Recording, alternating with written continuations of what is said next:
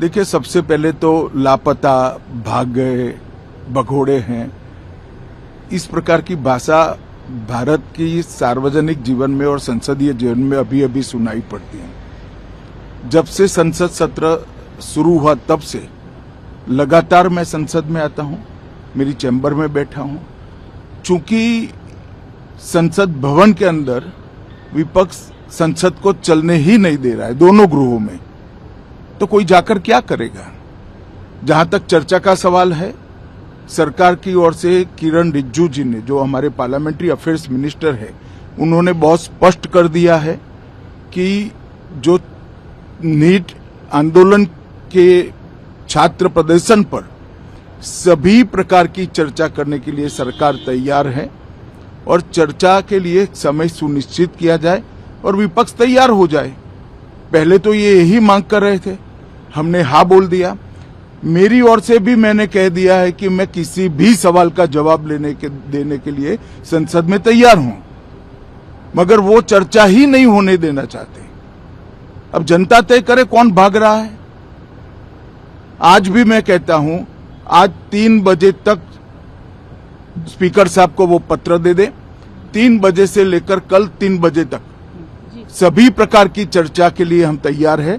मैं सदन में ही बैठूंगा, सबको सुनूंगा और सब चीजों का जवाब दूंगा। सरकार के पास छुपाने के लिए कुछ नहीं है।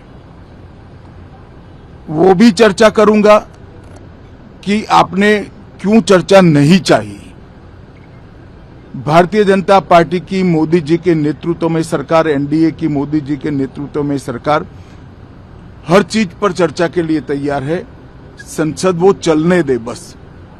आज मैं चैनलों के माध्यम से इन विपक्ष को कहना चाहता हूं कि आप एक पत्र 2 बजे तक लिखकर दे दीजिए स्पीकर साहब को, 3 बजे से चर्चा चालू कर देंगे और कल 3 बजे मैं जवाब दे दूंगा सारी चीजों का।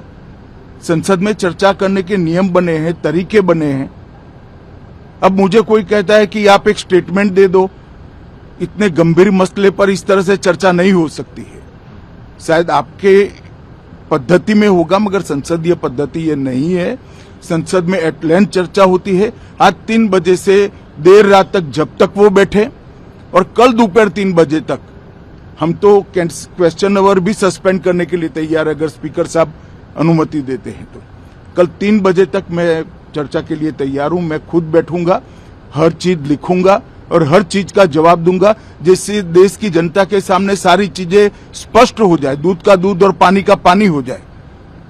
अब विपक्ष ने तय करना है कि उनको चर्चा करनी है या हंगामा करना है।